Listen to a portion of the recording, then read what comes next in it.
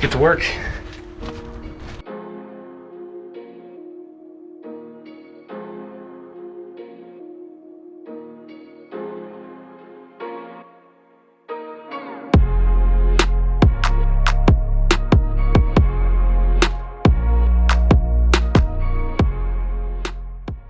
What's going on, everybody? It's Jay here. Today I'm going to be doing more of that wiring that I started in my last video.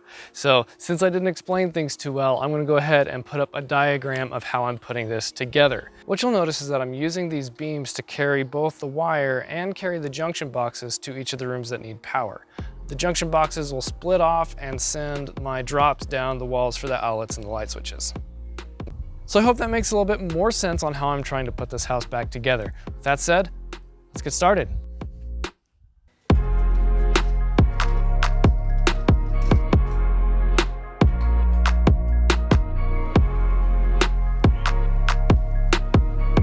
What I've done here is I've hung strings in every corner of this room. That way I can find the true center and I can line up my fixture hanger perfectly. These things are rated to hold 75 pounds. Now, I don't know if I'm going to be putting up fans in these rooms yet, or if I'm just going to be hanging normal light fixtures, but I wanted to have the option to do either. These things go up really fast because they set flush with the bottom of the joist. So you just push them up into place, slide them up to 24 inches wide, however far you need them, and then you screw a set screw in there so that they don't slide back and forth anymore. I repeated this process 4 or 5 times, just once for every room. Once these were up, I was going to be able to wire things a lot more easily since I knew where things were going to be terminating. Since I had my junction boxes already in place, putting these up meant that I could run the wires down to them and then get the wires run over to the switches.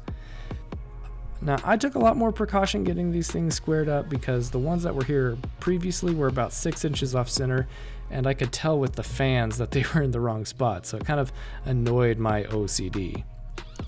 Once you get these things hung, there are some knockouts that you use on the back side of these hangers. They're about 1/2 inch round, and you punch them out with a screwdriver, like you're seeing me do right now. You'll then put a plastic grommet in there which holds the Romex in place, and you can pull it tight and staple it down. I did really rough links for my initial measurements because I wanted to have enough extra if I needed to go back and maybe redo an end or something. I hadn't done this before, so I wanted to give myself plenty of wiggle room. After that, I just nailed in my switch boxes, ran the wire down from the fixture mount, and just rolled in a little bit of extra wire to use for the switch later on. To keep everything tight, don't forget to staple your wires running up the walls right under the top cap and right by the fixture. You should do it about every 4 feet if you're going to do it correctly. After the ceiling fixtures were in place, the last thing to do was put in the mount for the vanity light in the bathroom. I don't know what they're doing here. See, that is 16 1/4. We have 21 1/4. 17 on the dot. There was one at, I guess it was 24. And then it went all the way over here to 4 foot. Why would you do this? The plan, I'm going to lift the wall with the jack, put in 2x4s at 16 on center, and probably replace that bottom cap. Gonna get rid of these vent lines right here. Can I do that right now? Probably. No, I don't have enough wood.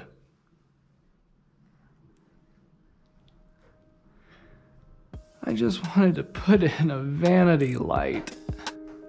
If you like the style of content, go ahead and hit that like button, or don't. I'm not your mom. I'm not gonna tell you what to do.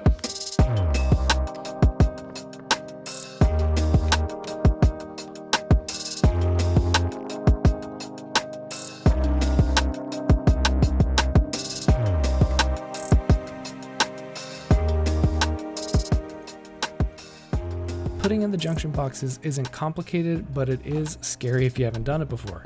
Just ask me, I was terrified. Since my electrician friend wasn't there to watch me do this or kind of give me a hand, what I did was I stripped back the Romex about 6 inches, put all the white wires in one corner, the black wires in another corner, and then capped them all off. I left them all pulled up straight and ugly so that he could come back behind me and make sure that what I was doing was right. With nighttime approaching fairly quickly, my goal was to get at least one ceiling light fixture put in place. I had been working with a single utility light, and once it got dark, it was basically useless for me to continue trying to work. I tied this light into one of the bedrooms, and it bought me at least an hour or two worth of work so I could continue going in the dark. Well, the light now, I guess, if you want to be technical. With only one of many light fixtures installed, I kept moving on the rest of the junction boxes. This light did more than just give me light up there in the attic to keep working. It also gave me energy because I knew that I had installed at least one fixture correctly and it was working. It was kind of a mood booster, you know, whenever you see something coming together, because right now I just had a bunch of wire everywhere and nothing worked yet. It all comes together with time and a little bit of patience.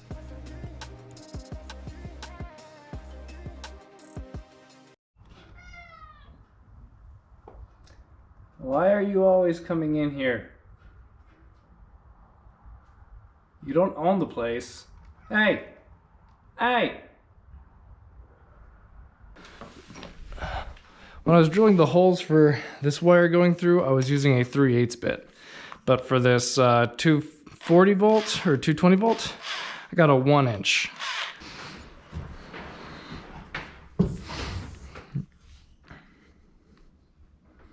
It's gonna be a tight bend, but I bet we can make it.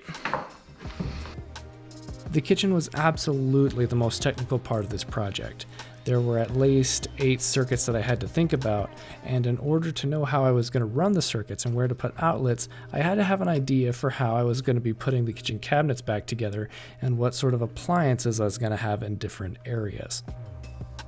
There was also some future-proofing to do. I'm running this 220 cable down into the wall because I'm putting in a gas stove, but what if the person after me wants electric? It was stuff like that that I had to think about in order to get this layout exactly how I wanted it. I should have checked first, but the 240 volt that I just ran into the wall goes up and is wrapped around that support right there in the corner. I need to take it out and do it again. While working in the kitchen, I realized that I had installed this wire at the wrong height.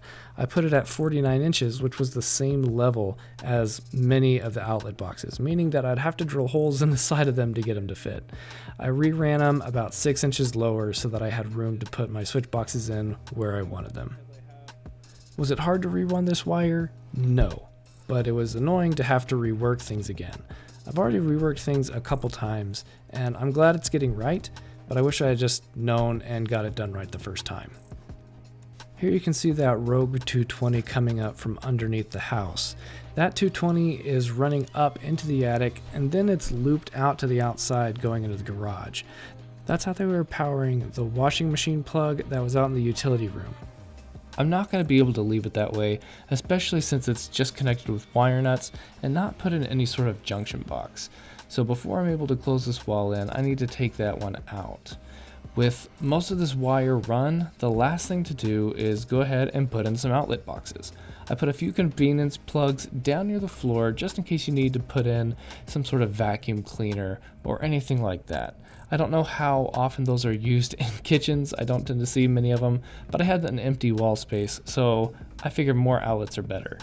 Here I'm pulling that 220 out of the house. You can see it was just sort of draped between the house and the garage, and I'll be running it underground to get it into a sub panel that'll be put in the garage. The last bit is this 110 that was also going into the garage to power things like the garage door opener and plugs. That'll also be on the sub panel so I can take it out.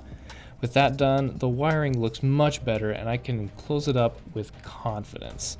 So now that the wall wiring is done, I started putting in pot lights. These are 6-inch pot lights. I'm going to have 4 of them, and I did a very similar method to what I did in the rest of the house with hanging the string, but instead of doing 1X, I made 4 X's.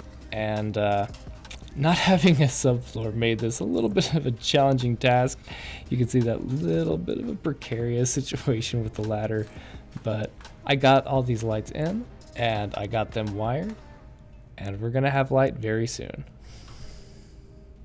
That is all for this episode. If you guys want to follow this renovation from start to finish, don't forget to subscribe, and I will be seeing you guys again very soon.